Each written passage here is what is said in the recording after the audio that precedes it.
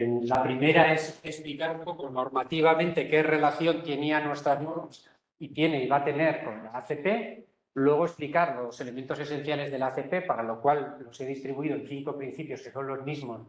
que ha elegido el Consejo Territorial de Servicios Sociales y del SAR, de la atención, de la promoción de la autonomía y la atención a la dependencia, para incorporar, digamos, la normativa de ACP a nivel mínimo en todas las comunidades autónomas. Y luego hablaremos un poquito del cuestionario que desarrollamos en la Comisión de Apoyo a la Red ACP, para la autoevaluación, evaluación y colaboración en la implantación de modelos de enfoques de ACP en los centros y en los servicios, ¿vale? La primera parte se reduce a este cuadro. Nuestra normativa sobre requisitos de funcionamiento de los servicios y centros de servicios sociales, que desarrollaba una ley foral de 1990, estaba en el decreto foral 209/91, ¿vale? Ahí, sobre todo, los requisitos en esa norma y en casi todas las demás comunidades autónomas tenían que ver con las ratios, con los aspectos técnicos, materiales, las cualificaciones, los espacios mínimos, los metros cuadrados.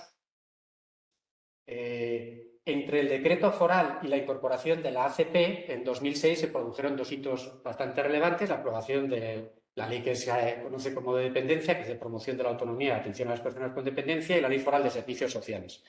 Pero no ha sido hasta el año 2020 que aprobamos el decreto foral 92/2020, que incorporó algunos aspectos que teníamos sin desarrollar de la ley foral de servicios sociales y, sobre todo, quiso incorporar como requisito de calidad y como cuestión a reunir y comprobar para autorizar los servicios, para mantenerlos y para garantizar la calidad, todos los aspectos que vamos a ver que conforman la red ACP. En el propio decreto foral ya previmos que, igual que habíamos hecho de una manera participada la incorporación de la ACP a la normativa de los requisitos para las autorizaciones de funcionamiento, interesaba que la Administración siguiera apoyando el proceso y, más allá de controlar que si se cumplía con la inspección y demás, también colaborar a poner instrumentos facilitadores de la implantación de la ACP. Con ese objetivo creamos una red ACP con un SharePoint al que acceden todas las personas de todas las entidades de servicios sociales que quieren, y ahí vamos colgando las cosas que hace la Comisión de Apoyo a la Red ACP, personas expertas de las diferentes áreas. Y el esfuerzo primero que hicimos para dar respuesta a las primeras peticiones que se nos hicieron fue precisamente hacer este cuestionario. Este cuestionario responde a varios objetivos. Uno de ellos, el primero, era evaluar la gente o autoevaluarse y ver cómo está en relación con los aspectos que definen la ACP, ¿vale? El siguiente hito relevante a nivel normativo fue que el 28 de junio de 2022 se aprobó definitivamente, después de un año de negociaciones por el Consejo Territorial de los Servicios Sociales y del SAR, el acuerdo con los requisitos mínimos de calidad de los servicios y centros. ¿Qué ha intentado y en qué consisten sobre todo los mínimos? En los diferentes aspectos que veremos que definen la ACP. Este acuerdo del Consejo Territorial, como a este Consejo le corresponde establecer los requisitos, pero las competencias en materia de servicios sociales las tienen las comunidades autónomas, prevé un plazo de 9 meses para adaptarse al acuerdo del Consejo. Esto nos llevaría a tener un decreto foral que modifique el 92/2020 en marzo de 2023, y ya estaba puesto en marcha ese proceso. Si entonces participa Navarra, ya hemos colgado ahí un documento con las cosas que hay que modificar para adaptarnos a este acuerdo, porque la mayor parte de elementos de la ACP ya los tenemos en el 92/2020. Nuestra adaptación a este acuerdo no implica adaptarnos para tener un modelo y enfoque ACP. Ese ya lo tenemos desde el año 2020. Ahora se trata de concretar algunos aspectos y potenciar algunos aspectos que se han considerado mínimos por el Consejo Territorial, el que está en el Ministerio de Derechos Sociales de Agenda 2030 y las comunidades autónomas, y Navarra fue una de las comunidades que votó a favor de este acuerdo. Por eso, aunque hay discusión competencial, este acuerdo parte de que las comunidades autónomas tienen sus competencias y deben regular las condiciones en que se prestan los servicios sociales, pero consideran, y ya veremos por qué nosotros estamos de acuerdo, que desde el Estado se pueden fijar unos mínimos, ¿no? Sí.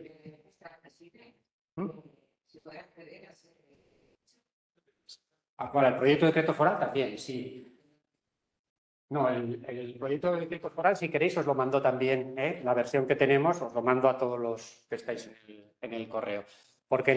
en la elaboración de cualquier reglamento hay una fase de consulta previa en la que todavía no se expone el proyecto en sí, sino qué necesidades existen, qué alternativas, qué cuestiones vas a regular. Entonces, lo que nosotros hemos colgado es, al empezar el principio del plazo de exposición pública, que empezó el 15 de septiembre, el documento donde indicábamos que íbamos a regular, y una vez que acabamos ese periodo de exposición pública, el 15 de octubre, lo que acabamos de colgar, lo que veréis ahora si entráis a participar ahora también, además de la orden de inicio, si quieres entrar, veréis el informe de participación en el que se resume un poco quién está participando, por qué materias se van a abordar. Y se explica también que, aparte del documento que ya colgamos, las cuestiones en las que este acuerdo se tenía que recoger en el decreto, pues vamos a aprovechar para incorporar al decreto otras cuestiones. ¿Vale? Entonces, entraríamos de lleno en la segunda parte, que sería resumir alrededor de los 5 principios que el punto texto del acuerdo del Consejo ha establecido como definidores del modelo ACP, en qué consiste ese modelo. ¿Vale? El primer principio de ese punto sexto es el principio de dignidad y respeto a la dignidad. ¿Vale? Obviamente esto significa, en esencia,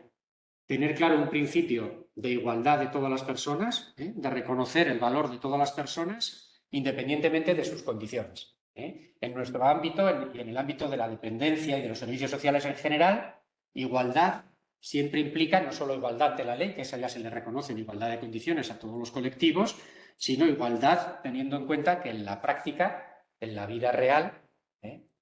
hay colectivos que parten de una situación de desventaja. Puede ser por género, puede ser por situación socioeconómica, puede ser por dependencia, por discapacidad, por multiculturalidad.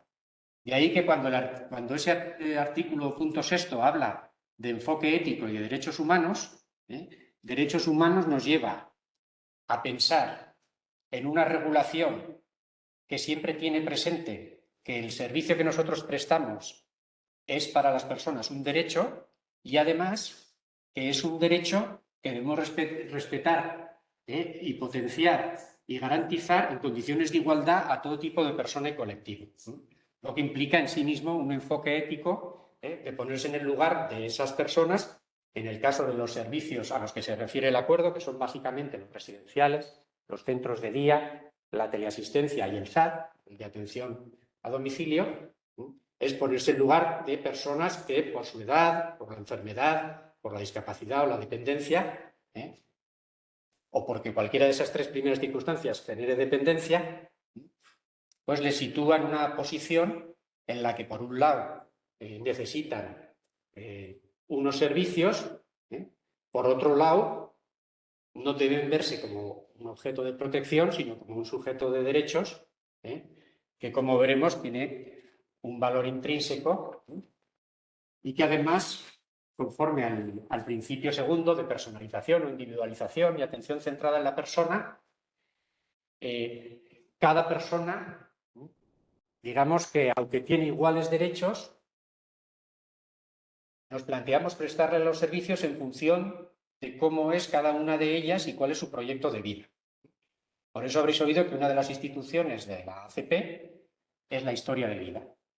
Cada uno, lo que le hace individual, lo que le hace especial, es su biografía, su historia de vida. Y por eso, ya en el decreto del 2020, en el 92-2020, ya incorporábamos en el cuestionario el que se conozca la biografía de la persona, se facilite que esa persona nos cuente no solo lo que tiene que ver con todos los aspectos que permitan cuidar de sus necesidades, en el plano de lo que le pueda producir la dependencia, en el plano material, en el plano físico, sino conocer cuáles son sus aficiones, sus deseos, sus preferencias. Enfocarlo, además, desde el punto de vista de sus puntos fuertes, de sus capacidades, no solo de lo que no pueden hacer, sino de lo que pueden hacer, y lanzar desde el principio el mensaje de que tenían un proyecto de vida que probablemente si no pueden seguir en su casa, que es lo que quiere la mayoría de las personas mayores por la dependencia, la discapacidad o la razón que sea, van a un servicio residencial o tienen que acudir a un centro de día o lo que fuera, atender igualmente a que puedan conservar en la mayor medida posible su proyecto de vida, las cosas que son significativas para esas personas, las cosas que son importantes para esas personas. Por eso, el principio de individualización o personalización y ACP remite a la empatía desde la perspectiva de quien presta el servicio, de ponerse en lugar de esa persona, de escucharle, de conocer qué es significativo e importante para ella, e implica sobre todo un cambio en la forma relacional de prestar el servicio. No solo cubrimos ciertas necesidades, que también en un centro residencial se seguirán teniendo que cubrir necesidades hoteleras, de alimentación, de ayudar en el cuidado de las necesidades básicas porque no puedan vestirse solas o haya que ayudarles a darle la comida o lo que fuera. Todo eso no desaparece, la atención sigue siendo integral, pero se pretende y se busca que vaya a un plano en el que la relación permita saber qué cosas son importantes para ver cómo incorporarlas al servicio que prestamos.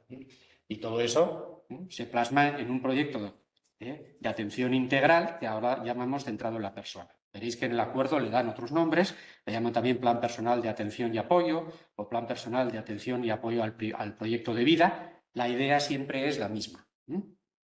La idea es cada persona es única, tiene su biografía, su historia de vida y por lo tanto su proyecto de vida, y eso va a formar parte de un plan integral y centrado en la persona. Centrado en la persona, esa perspectiva que tenemos hacia ella y esa empatía con la que nos acercamos, y porque hay un tercer principio de autonomía, elecciones y control de decisiones, que significa, y que también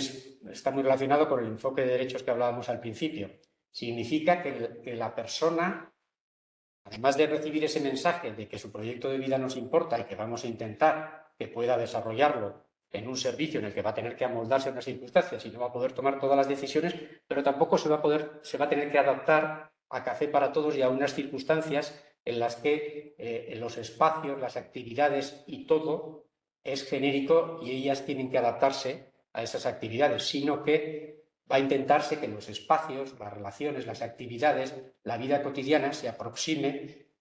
a lo que es relevante y significativo. De ahí que se trata de que pueda haber elecciones y desde el decreto del 2020 ya planteáramos la necesidad de que haya ciertas elecciones en todos los aspectos de la vida cotidiana y por lo tanto que no tengan que levantarse a la misma hora, que no tengan que acostarse a la misma hora, que no tengan que comer a la misma hora ni comer todos lo mismo.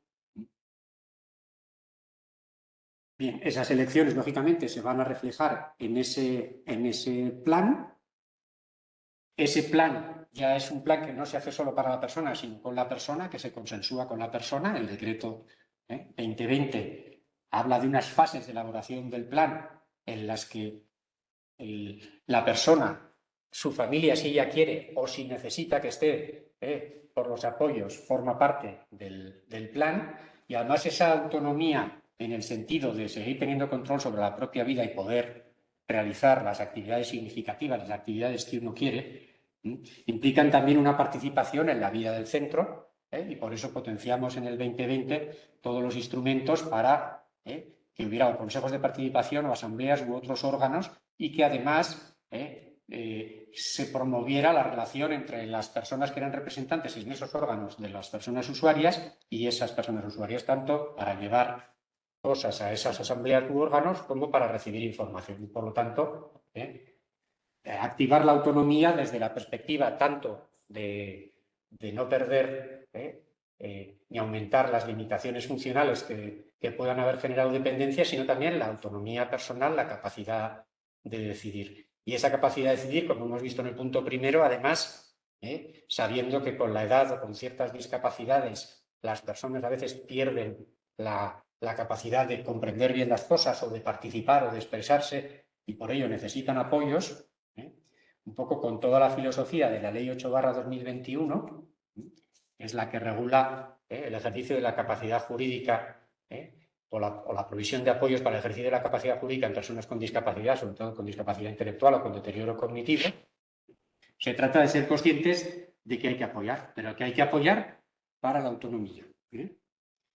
Esta ley, en lo que tiene que ver con lo que antes eran personas que se incapacitaban, su objetivo principal ha sido hacer desaparecer las tutorías porque sustituían a la persona y decidían por ella lo que era mejor para ella, y ahora le prestan apoyo siempre respetando su voluntad, deseos y preferencias. Es la misma idea que subyace en la atención centrada en la persona. Por lo tanto, se respeta la autonomía y se promueve la autonomía y, si hace falta, se prestan apoyos para que se pueda ejercer esa autonomía. E incluso dice esta ley, en el supuesto de que una persona no pudiera transmitir su voluntad y hubiera manera de conocerlo, tendríamos que intentar ir a sus familiares o a su historia de vida o a la información que tuviéramos para, a la vista de cómo vivía cuando todavía podía expresar su voluntad, intentar determinar qué hubiera querido hacer cuando ya no puede expresarlo, independientemente de que esta ley promueve que esas cosas ahora se recojan en medidas voluntarias cuando tienes un diagnóstico que te puede llevar a un estado en el que luego no puedas expresar tu voluntad, para que así en el futuro se respete tu autonomía y se hagan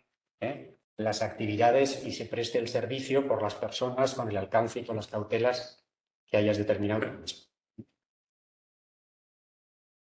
Un cuarto principio que se recoge en ese punto sexto es el de salud y bienestar, entendido el bienestar en esos términos amplios, holísticos, que recogen no solo lo físico, material, sino, y lo que tenga que ver con las enfermedades y limitaciones, sino lo que tiene que ver con las preferencias, con los deseos, con las actividades significativas, con lo que es importante para cada uno en la vida. En definitiva, con la calidad de vida. Y vinculado también a ese enfoque de derechos que hace que tanto el decreto como la modificación que hicimos del decreto de sujeciones, como la que hemos incorporado en la Ley de Servicios Sociales en la modificación de la normativa de discapacidad, enfrente de plano las sujeciones, porque entendemos que es algo contrario a todo lo que subyace y constituye el modelo ACP. Entonces, la idea es, hay una causa por la que a una persona le estamos sujetando, lo cual limita sus derechos, limita su capacidad de movimientos. Vamos a ver cómo podemos resolver la causa por la que le sujetábamos sin sujetarle, sin limitar sus libertades. ¿Vale? Y otra cuestión, que sobre todo por motivo de la pandemia se ha vuelto a poner en un primer plano y aborda tanto el decreto como el acuerdo, es la coordinación sociosanitaria. Sobre todo a niveles de concretar ya que las personas de una residencia tienen el domicilio en esa residencia y, por lo tanto, tienen derecho a acudir a ese centro de salud, y a partir de ahora habrá que designar unas personas responsables con unos perfiles distintos según el número de personas en cada centro, que se coordinen permanentemente con alguien responsable del centro de salud para la atención médica de las personas que están en residencias. Luego hay un quinto principio que se llama de proximidad y conexiones comunitarias, y que también tiene plena relación con los anteriores en la medida en que la importancia que se da a las relaciones y a la conexión con la comunidad es que son entornos y personas significativas e importantes para las personas usuarias. ¿Vale? Todo eso lleva a que existan, tanto en el decreto como en el acuerdo, como en la adaptación, en normas sobre la familia, sobre la necesidad de que haya canales permanentes de atención a las familias, sobre la manera de atender a las familias, incluso cuando las familias son de un perfil muy reivindicativo, la posibilidad de mantener las amistades, las relaciones con personas allegadas, las visitas, no solo las comunicaciones cuando hay incidencias, y sobre todo al principio, sino también la posibilidad de visitas, incluso de hacer otras cosas aparte de visitarles, el engarce con la comunidad, el contacto con la comunidad y la entrada del voluntariado, para que las personas que en su vida tenían cosas que hacían en su entorno comunitario, pues las puedan seguir haciendo, que estén en un entorno residencial. Y, por supuesto, la proximidad y las conexiones también implican a los profesionales que, como se dice en la parte expositiva del decreto, asumen, digamos, un nuevo rol acorde con esos principios de los que hemos hablado. No se quiere decir con ello que no se pretende desprofesionalizar, no se pretende que ya no haya que hacer ni que sea importante hacer lo que se hacía habitualmente y lo que es necesario hacer en virtud de las limitaciones funcionales, de las necesidades, ayudar con los tratamientos, ayudar con la comida, con acostarse, con lo que sea. Simplemente hay un rol en el que todo eso y esas otras cosas relacionadas con lo emotivo, con lo afectivo, con las relaciones, se tienen que intentar desarrollar no desde la perspectiva, digamos, más directiva o de darle lo que se cree que necesita, sino más en una función en que se empodera a la propia persona para que ejerza su autonomía y se le acompaña en las actividades que quiere hacer, se dialoga con ella y desde la empatía se mantiene una relación de proximidad intensa y que a mi juicio ese factor relacional es lo más identificativo y relevante de la ACP. Luego hay otros muchos factores, pero yo creo que ese es el más relevante y el que nos garantiza que si lo hay ACP. Yo creo que puede haber ACP sin unidades de convivencia y sin muchas de las otras cosas que vamos a hablar. Pero no habrá ACP si el centro y los profesionales no asumen ese nuevo rol en el que se acompaña a personas que pueden desarrollar su proyecto de vida en confianza, haciendo actividades significativas y desarrollando una vida que se parezca lo más posible a un hogar, pero no solo en los aspectos ambientales, que también es importante y luego hablaremos, sino en los aspectos de las relaciones de esa persona. Estos serían los cinco principios que recoge el punto sexto y que yo creo que sirven para enganchar con todos los aspectos, normas, instituciones y facilitadores de la ACP.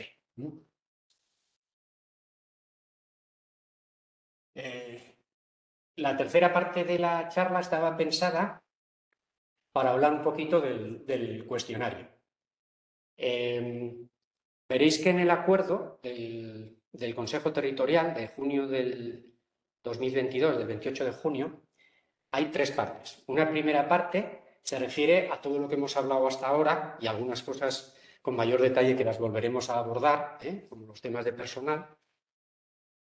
Hay una segunda parte sobre la calidad y una tercera parte sobre el manejo del propio acuerdo. Entonces, la segunda parte, la de la calidad, tiene que ver, por un lado, con lo que ya hemos dicho, de que si creemos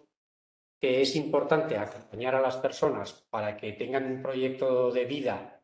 que se parezca lo más posible al que desarrollarían en su casa, al que les gustaría desarrollar, eso va a arrojar una calidad de vida. Entonces, calidad también remite sobre todo a qué tenemos que hacer desde la perspectiva de quien presta un servicio o de quien lo regula, porque nos lo aplicamos a nosotros mismos también. Tenemos que intentar identificar todos los factores, a la manera en que lo hemos hecho aquí para explicar un poco, para que puedan servir para autoevaluarse, que es lo que las propias entidades, cuando hacíamos el decreto, nos dijeron que era importante que hiciera la Administración, además de apoyar y supervisar todo el proceso de implantación de ACP. Dijo, oye, hay gente que no solo ya hace ACP, sino que habéis ido a visitar para definir vuestro modelo de ACP, porque hacen muchas de esas cosas. Hay gente, sin embargo, que no cree en esos modelos, hay gente que cree en ellos pero va más despacio porque tiene más resistencias. Un punto de partida es autoevaluarse. De hecho, hay muchas páginas y documentos sobre la ACP. Nosotros, para hacer nos guiamos por el autocuestionario de Avanza de Teresa Martínez, porque hablamos con ella, en su día le pedimos colaboración para el decreto y nos mandó una visión del decreto y nos hizo una serie de propuestas que mayoritariamente recogimos en el decreto. Vino con nosotros a la primera charla que hicimos sobre el decreto y le pedimos su modelo para desarrollar nosotros un modelo que fuera compatible con el decreto y que, por lo tanto, además de pensar en promover la ACP, en definir la ACP, en identificar las buenas prácticas y de qué depende que se tenga ACP, pues recogíamos todos los aspectos que ayudaran a cumplir el decreto y a tener una senda de calidad, de excelencia, de mejora, más allá de cumplir unos requisitos mínimos. Y con ese interés, pues hicimos ese proceso de autoevaluación. Teresa Martínez tiene una página propia que se llama ACP Gerontología, que es fantástica, y tenéis explicación del modelo, tenéis un decálogo que resume muy bien cuáles son los principios y aspectos esenciales. También hemos trabajado con la Fundación Pilares, que, como sabéis, está en un proyecto europeo, trabajando entre otros con algún centro nuestro como el Vergel, pero también en La Ribera, todavía en varios sitios, en 7 u 8 sitios. Y todas las personas que escriben, publican y tratan y explican la ACP, cuando recomiendan cómo implantarlo,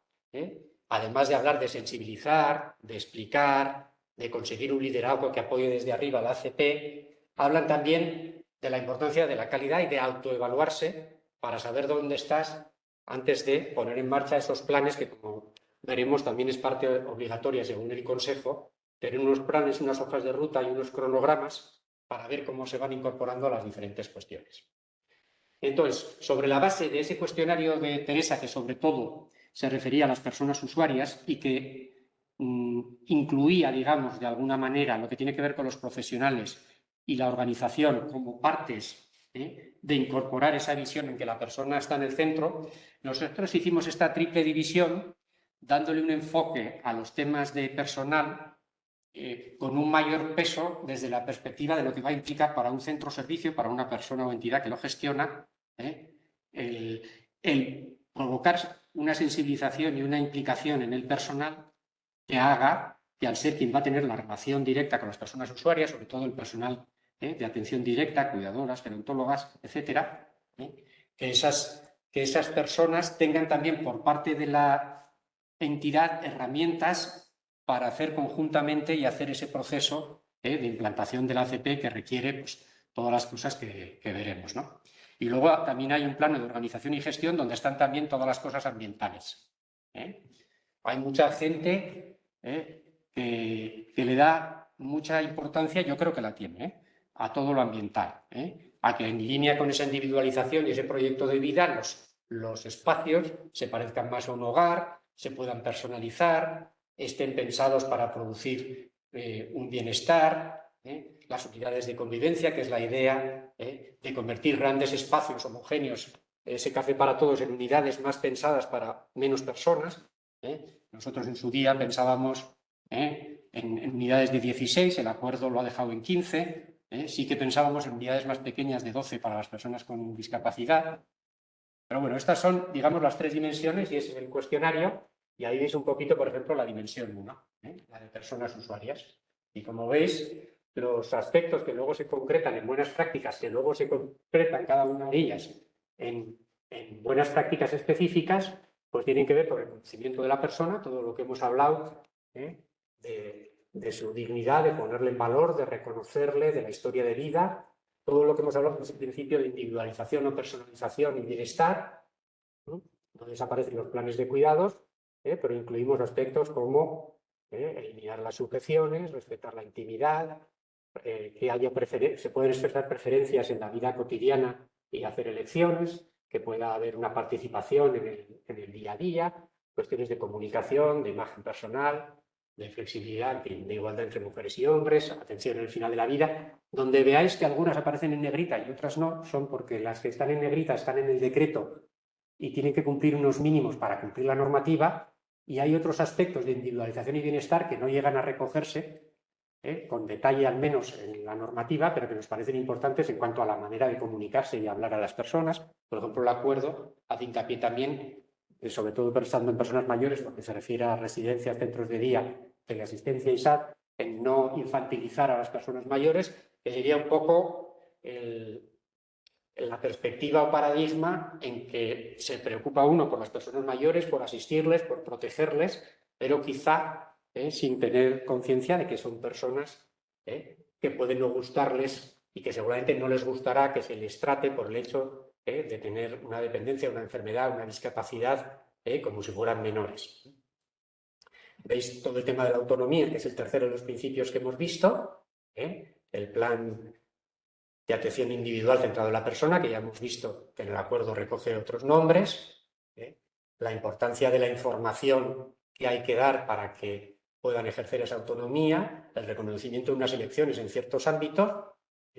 y el tema de la deambulación, que también está relacionado con el de la sucesión, es decir, el facilitar los movimientos. Si recordáis quienes fuerais a la jornada sobre eliminación de sujeciones, muchas de las entidades que son sujeciones cero y que nos explicaron cómo lo habían hecho, decían, bueno, alguna de las personas vimos que la teníamos que sujetar porque eran personas que necesitaban moverse. Lo que hicimos fue organizarnos para esas personas, moverles más de manera que no necesitáramos luego sujetarles porque ya había habido esa deambulación que necesitaran. Otra figura habitual en los sistemas de ACP y en los autores y autoras de ACP es el personal de referencia, que va detrás de la idea de que si hay una dimensión relacional que es especialmente importante y si vamos a darle importancia a todo lo afectivo y a todo lo que es desarrollar un proyecto de vida y sentirme a gusto en un sitio que es parecido a mi hogar, pues buscar que dentro de todo ese personal haya siempre una persona, ¿no?, con la que me comunico y a la que le pregunto por cualquier cosa, no solo relacionada con mi plan de atención, sino con cualquiera de los servicios que, aunque me los preste otra persona, pues a mí me resulta, como persona de confianza, mi persona de referencia, como una persona a la que le puedo hacer llegar más fácilmente, como me conoce, como hemos hecho todo ese recorrido que empezaba en el conocimiento de la persona, en la individualización y en planificar actividades y la vida más autónoma, pues tener ese apoyo de la persona de referencia. Y las relaciones es todo lo que tiene que ver, como hemos visto, con el quinto de los principios del punto sexto del acuerdo, que tiene que ver con mantener las relaciones y qué cosas, de qué manera se tratan las relaciones con las familias, con las amistades, con la comunidad, el voluntariado, las visitas.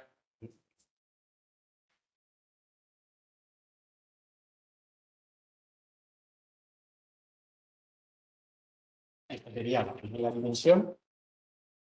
Bueno, hay una segunda dimensión, si quieres, Lorea, pasa la página, que es esta en que hemos dicho que nos preocupamos también de prácticas centradas no ya en la persona cuidada, en la persona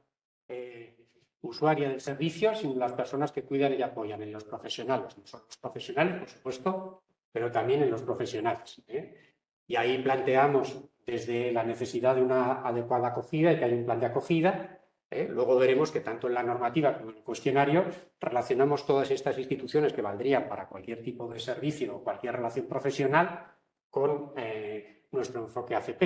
Y el plan de acogida, por lo tanto, debe incluir ya también informar y sensibilizar sobre de qué manera queremos relacionarnos y atender a las personas si queremos hacer ACP. Y, lógicamente, somos conscientes de que no vale, aunque es importante que desde el primer momento la persona se sienta acogida, se le dé información y entre esa información esté este proyecto importante para nosotros, es importante la formación y, por lo tanto, que haya un plan de formación anual y que haya un personal especialmente formado en ACP que sirva de referencia, por eso no hablamos de apoyo en ACP, en el número 12, que haya referentes de ACP. De hecho, en los centros, nosotros mismos en el Vergel, lo que hemos hecho es crear grupos motores, dinamizadores, es decir, empezar por una serie de personas, por ejemplo, voluntarias, o que ya vemos que en su práctica les iba a costar menos entablar el tipo de relación que consideramos necesario para que haya ACP y que esas personas vayan sumando a otras que sean referentes y que sirvan de apoyo para esa formación y esa acogida e ir impregnándonos los servicios e ir organizando la planificación de adaptación también en función de cómo está ese equilibrio entre personas de los grupos motores, personas referentes, personas implicadas y personas que queremos ir incorporando para que más personas usuarias y en mayor medida se beneficien de las ventajas, de las bondades que nosotros le encontramos a este sistema. Luego está todo el tema de seguridad y salud, que nosotros ya introdujimos bastante en el decreto, los planes de prevención de riesgos laborales, informar sobre esos riesgos y medidas. Es verdad que la pandemia nos ha puesto un poco cara a algo que, como tantas otras cosas que sabemos que hay que cumplir y prevenir, pues normalmente tenemos unas personas expertas que lo hacen, pero hay veces que no somos conscientes dentro de la organización y las propias personas empleadas de cuál ha sido el resultado de las evaluaciones de puestos, de las medidas que hay que desarrollar para reducir o eliminar esos riesgos. Obviamente, cuando el riesgo era tan grande, especialmente en las residencias, esto cobró dimensión completamente distinta y todo el mundo tuvo que empezar a preocuparse y a estar informada sobre medidas más que concretas para evitar unos riesgos concretos respecto a una enfermedad. Pero bueno, la seguridad y salud, y no solo en relación con enfermedades como haya podido ocurrir con la COVID, sino en relación también con los riesgos psicosociales, la motivación, pues son cosas que incorporamos ya a la normativa y al cuestionario y que el acuerdo del Consejo recoge en un punto específico diciendo que debe ser fundamental en la evaluación. Entonces, ¿qué implica eso? Implica que tenemos que ser conscientes que para cuando intentemos implantar la ACP y evaluar cómo va, tenemos que prevenir y saber que eso puede afectar a la salud de los trabajadores, puede provocarles un estrés, una ansiedad y la formación, la comunicación, la coordinación es lo que hará que probablemente eso no suceda. Y, por supuesto, nuestra idea, y tanto Teresa Martínez como Pilar Rodríguez lo ponen de manifiesto en sus publicaciones, de aquellos países nórdicos, americanos, centroeuropeos, donde están más desarrollados estos modelos, tienen la evidencia de que para el conjunto de los trabajadores de los sitios donde se implanta, tiene más bondades a nivel de reducción de absentismo y demás que desventajas. Pero claro, estamos hablando de un proceso que al principio va a generar cierta preocupación, cierta ansiedad, ciertas resistencias. Y por lo tanto, todo lo que ahí ponemos, a efectos de informar y comunicar, de que tengan espacios en los consejos de participación, de que sean oídos para la prestación del servicio, de que sean oídos para la propia evaluación. Cuando nosotros recogimos la necesidad de evaluar la implantación de ACP en el decreto y en el cuestionario, lo hicimos exigiendo también que esa evaluación no se haga solo por la entidad, sino que se haga por la entidad y conociendo también qué visión tiene de esa implantación el personal y, por supuesto, las personas usuarias y sus familias. Y luego, bueno, pues como hicimos y hemos hecho esta norma, como todas las demás, con enfoque de género, pues también entendimos que era importante desarrollar el plan de igualdad, quien lo tuviera, porque también descubrimos a través de la inspección que no solo había centros que debían tenerlo y no lo tenían, sino que algunos de los que lo tenían, pasaba un poco con el plan de prevención, el plan de autoprotección, existía ese plan, pero no se había hecho el trabajo de operativizarlo, de extenderlo, comentarlo con el personal, priorizar ahí las medidas, formar al personal para que tenga mayor capacidad para aprovechar las medidas que se establezcan en ese plan de igualdad, etc. Entonces, esa es esa segunda dimensión. Luego veremos algún ejemplo, si tenemos tiempo, de cómo hemos desarrollado esas fichas y cómo estamos trabajando con las fichas de la comisión. Y luego hay una tercera dimensión de organización y gestión que tiene que ver con varias cosas. Una, que ya hemos adelantado, con las instalaciones o con el aspecto ambiental, el hecho de que sean, por supuesto, seguras, bien iluminadas, accesibles, pero, por eso ya nos lo exige la normativa, pero también que sean estimulantes, que ayuden a estar bien, ¿no? Y dentro de ese mismo planteamiento de que se puedan adaptar y personalizar y ser estimulantes, pues está el de las unidades de convivencia de las que hemos hablado, a modo de, independientemente de que ahora se haya fijado un límite al número de personas que puede haber en una residencia que se construya a partir de la entrada en vigor del decreto, que se han reducido un poquito, nosotros lo pusimos el límite en 130, en el acuerdo va a 120, es decir, cuando entre en vigor esto en marzo, si vamos bien, o alrededor de marzo, las nuevas residencias no deberán pasar de 120 personas usuarias, pero en su día, cuando los grupos parlamentarios nos plantearon en la elaboración del decreto del 2020 el abordar esta cuestión, y nosotros preguntamos a personas expertas, todas nos dijeron lo mismo, que lo importante no era el número de personas de la residencia, sino el cómo personalizabas y cómo hacías unidades de convivencia para crear grupos pequeños. De todas maneras, el acuerdo tiene una serie de obligaciones mínimas en relación con las habitaciones individuales, las unidades de convivencia,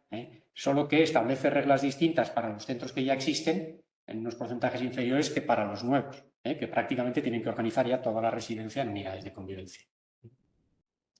Pero bueno, lo que hay que organizar y gestionar para que con nuestro personal atendamos a las personas usuarias de la manera que que queremos también tiene que ver con la evaluación, que ya lo hemos comentado, y con tener herramientas que nos den ese feedback, esa devolución, esa confirmación de que aquello que estamos haciendo con las personas, poniéndonos en lugar de ellas para que ellas estén en el centro, pues tengan muy fácil llegar a nosotros con sus quejas y sugerencias y se les encueste a ellas y a las familias sobre el resultado que están dando todas esas medidas que el centro pone en marcha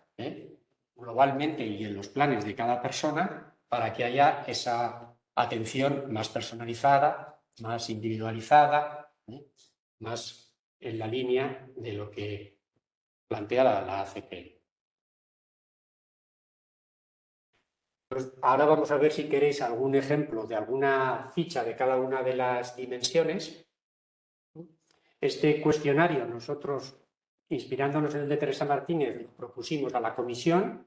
En la comisión se hicieron una serie de aportaciones, sobre todo desde la parte o los representantes del área de la discapacidad y de los trastornos mentales. Incorporamos todos ellos por reforzar un poco esa idea de enfoque de derechos humanos, de apoyos para que ejerza su autonomía, aunque tenga más dificultad, cualquier persona, independientemente de sus condiciones. Y con esa última versión difundimos este cuestionario y lo pusimos a disposición de la gente en el SharePoint de la red ACP, donde les colgamos también información sobre las jornadas que hacemos, sobre las fichas que vamos desarrollando para facilitar dar los puntos en cada buena práctica, etcétera, etcétera. Ese apartado segundo que hemos dicho del acuerdo, que habla de la calidad, no se desarrolla. Lanza que es necesaria la mejora continua, lanza que es necesario tener unos estándares de calidad y un sistema de evaluación, pero asigna a una ponencia del Consejo a hacer una propuesta en 1 año y medio. Es decir, no vamos a tener algo como esto ya. Se supone que en 1 año y medio el Consejo tendrá una propuesta de una ponencia de personas expertas para hacer algo parecido a eso. Nosotros, por ello, hasta ahora, esto lo planteábamos como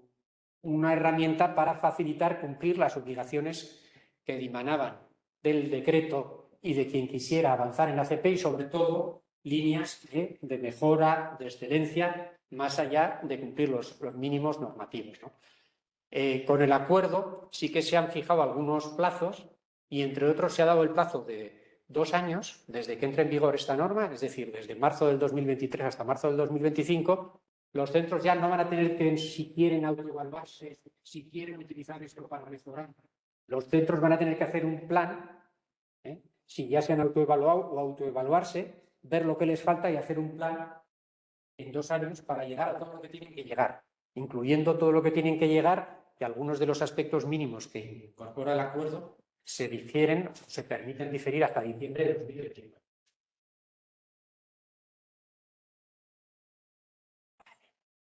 Entonces, vamos a ver alguna ficha que sea muy sintomática, conocimiento. Esta es la historia de vida, por ejemplo. Reconocer el valor de la persona. ¿Ya? Sube un poquito más arriba. Creo que nos hemos pasado la de la historia de vida. Entonces, ¿cómo son estas fichas que desarrollan los diferentes aspectos que hemos agrupado en las dimensiones? Pues van permitiendo a las entidades, a las personas que utilicen este cuestionario, sea para encuestar, sea para evaluar, sea para autoevaluarse, diferentes prácticas relacionadas con cada temática, ¿no? Pues ahí se puede dar un 0, un 1, un 2 o un 3, según si no se realiza nunca esa buena práctica, si se ha iniciado pero rara vez se cumple, si está en desarrollo, por lo tanto se cumple, o bien ocasionalmente o parcialmente, y un 3, pues cuando la situación es avanzada, cuando se cumple habitualmente realizar, por ejemplo, la escucha biográfica con su usuario y su familia, para conocer su biografía, sus gustos, su educación, sus afinidades, sus costumbres de vida, para una correcta atención adaptada a sus gustos, o se recopila la misma. Luego, si se completa la historia de vida con entrevista para conocer proyectos de vida en la residencia, expectativas de atención y desarrollo de vida, la historia de vida necesariamente tiene que ser un documento vivo, como todos, como la planificación. ¿Por qué? Primero, porque la persona es normal que lleve un tiempo contarnos las cosas, porque nos va a contar diferentes cosas según sea la relación y según se sienta a gusto con la persona, que sea su persona de referencia, las personas que le atienden. Por lo tanto, siempre podremos saber que aunque tengamos una historia de vida y un plan, y incluso se haya fijado un plazo en el decreto de 2 meses para hacer ese plan, también en las fases de ese plan hay una fase de permanente revisión, actualización, para alimentarlo con el resultado que nos dé por la relación con la persona, por las encuestas, por las evaluaciones. Pues un escalón más, si se realiza la historia de vida y se completa, es que las personas tienen una historia de vida elaborada y a la nueva incorporación se les elabora en ese plazo no superior a 2 meses, que es el que tenemos para el plan. Luego vendría ya la labor de modificarla periódicamente, documento dinámico vivo para adaptar las preferencias, e incluso el personal cuidador y técnico conoce la historia de vida de cada residente para poder prestar una atención individualizada a las personas usuarias. ¿Eso baja un poquito? Vale, entonces,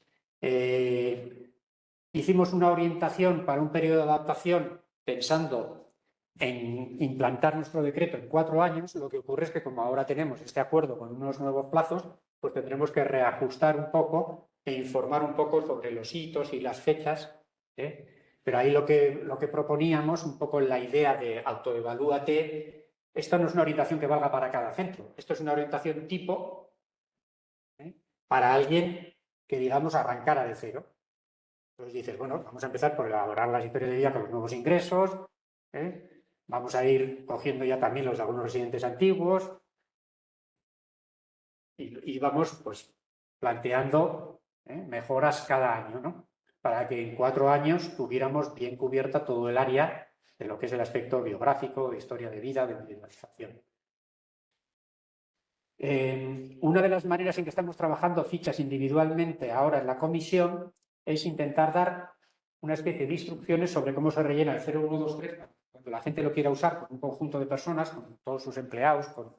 con todas las personas usuarias, con todas las familias, pues tengan unas respuestas en cuanto a cómo se reparten los puntos más o menos homogéneos para las comparativas, ¿no? Me imagino que cuando se desarrolle el sistema de mejora continua y evaluación por parte del Consejo a propuesta de esa ponencia, buscarán algo parecido. Bien, vamos a buscar alguna de la dimensión 2. Recordar que esta primera es todo lo que tiene que ver con las personas usuarias agrupadas en esos 5 bloques que habíamos visto.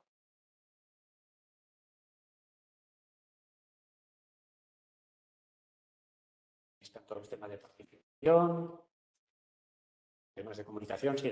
ese todavía es la 1. Individualización, igualdad, autonomía. Todavía hay un bloque 4 y un bloque 5 dentro de esta primera dimensión. Sí.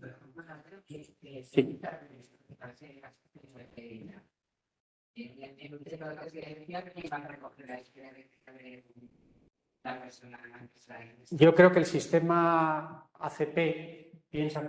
por dicho, las personas que lo han definido y que lo entienden, que han teorizado sobre él, creen que quien tiene que llevar el papel principal es la persona de atención directa, la de primer nivel, la cuidadora, la gerontóloga.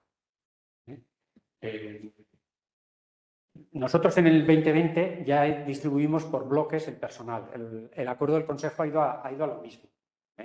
Y nuestra apuesta es reforzar el papel y las funciones y cambiar el rol de ese personal de atención directa. Y ese es el que pasa más tiempo con las personas, el que las atiende y el que, en buena lógica, debería interesarse por ellas, independientemente de que obviamente hay también personal técnico y cada centro se organizará y utilizará los recursos que tenga. Entonces yo no sé si el personal técnico será más interesante que apoye esos procesos en ciertos casos, según la complejidad que se encuentren, o que oriente cómo hacerlo, cree modelos o ayude al personal cuidador de atención directa. Vale. Esta es la dimensión 2 que hemos visto. Entonces, recordáis que había pues, 6 o 7 cosas. Una de ellas era que hubiera un plan de acogida. Ese mínimo lo exigimos normativamente. Debe haber un plan de acogida para nuevas incorporaciones. Ese plan debe revisarse anualmente y se cuenta con un registro de las intervenciones en que se registra cada acogida. Es decir, se lleva un control de que al personal se le da una acogida, se le da una información y se le introduce el ACP, ¿no? Luego, lógicamente, entendemos que entre esos elementos del plan debe estar el recabar información sobre su conocimiento de ACP para informarle sobre la misma. También está que entre lo que se entregue con el plan esté una documentación sobre ACP o el documento con la misión, visión y valores que hayan incorporado los principios y las reglas mínimas de ACP. O un elemento más sería que el plan incluya un acompañamiento inicial proporcionado al conocimiento del ACP. De hecho, nosotros cuando hemos hecho planes de acogida, administración, siempre hemos procurado preparar un documento y hacer algo cuando viene la persona por primera vez, pero también asignamos a una o dos personas de esa misma unidad para ir acompañándole al principio con los aspectos que no tiene sentido plantear en una primera acogida, sino entendiendo la acogida como un proceso que tiene una información, una bienvenida, una información básica, pero que luego exige un acompañamiento y sobre todo un acompañamiento desde el principio en eso que desde el principio creemos que es parte de lo que identifica nuestra organización, ¿no? Vamos a buscar también un ejemplo, si os parece, de la dimensión 3 y ya acabamos. La dimensión 3 es la de organización y gestión.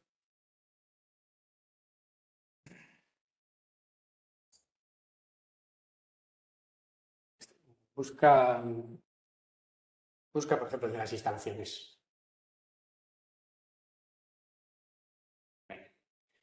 Plan de mantenimiento, vete un poquito para abajo. En las instalaciones tenemos, obviamente, un plan de mantenimiento, no me parece especialmente significativo para la ACP, pasa un poquito para abajo. Un plan de inversiones, ¿vale? Obviamente ahí ya introducimos que las inversiones deben hacerse buscando un poco aquello que favorece la ACP. Sabéis que con fondos MRR también hemos subvencionado a 10 centros de día y a una veintena de centros para que hagan obras para hacer unidades de convivencia, personalizar los espacios, etcétera. Claro, sí decide para... No, un poquito más para arriba. Bueno, el de unidades de convivencia o este mismo, entornos estimulantes y confortables. Pues ahí que incluimos que se cuenta con unas instalaciones cuyo diseño permite y favorece todo lo posible la actividad física y la interacción social, por ejemplo. Entonces, en los centros preferentemente se prevé que se pueda salir a un jardín, que tengan la propia residencia espacios para salir y que pueda favorecer la interacción social, el contacto con la comunidad. El acuerdo ahora exige que sea suelo urbano. Existen rincones con artículos significativos que evocan recuerdos y pueden usarse y puede asociarse alguno a cada habitación. Es decir, en vez de ser todas las habitaciones iguales, cada uno su habitación, pues como en su casa la tiene, puede llevar cosas que sean significativas para ella. La televisión se enciende solo cuando los residentes lo piden, en vez de como parte de una rutina diaria para todos los residentes. Bueno, nosotros entendemos que acabaremos conociendo todos los hábitos y preferencias de todas las personas y se verá la tele por las personas que les guste la tele y a las horas que les gusta ver, programas que les gusta ver, o lo que sea.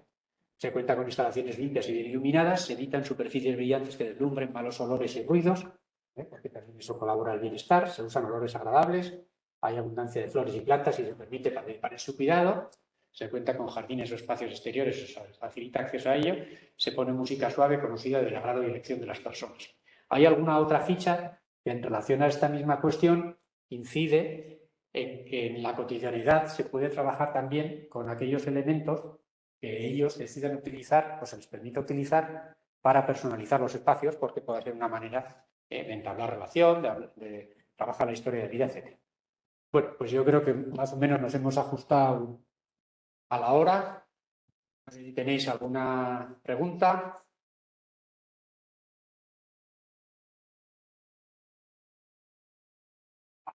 Entonces, no sé, bueno, lo podemos mandar, ¿qué más da? Quiero decir, a todos los que se habían apuntado, no esté. Les mandamos el cuestionario, el acuerdo, y os mandamos el primer borrador que tenemos de cómo estamos adaptando al acuerdo el proyecto de decreto foral. Yo creo que eran esas tres cosas. Si queréis alguna otra, Si alguien quiere tener acceso al SharePoint de la red ACP, que nos diga, pero eso tiene que mandarle a ICIAR su nombre y apellidos y su DNI para darle de alta, y allí veréis un poco, pues, es otra manera de acceder a este mismo cuestionario y a las cosas que le colgamos, vamos también mejorando la página. Sí.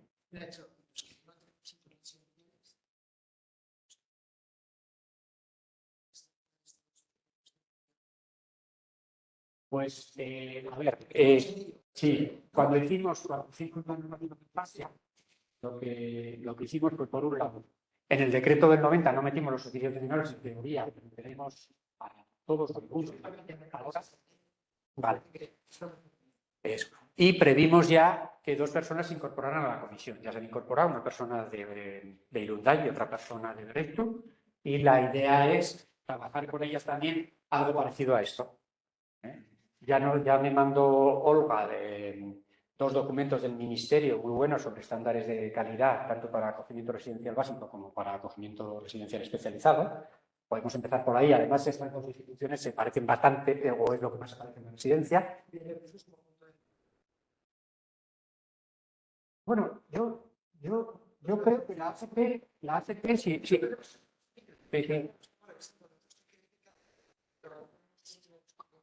Yo trataría de aprovechar todo lo que de aquí os parezca aquí para el servicio. Sí.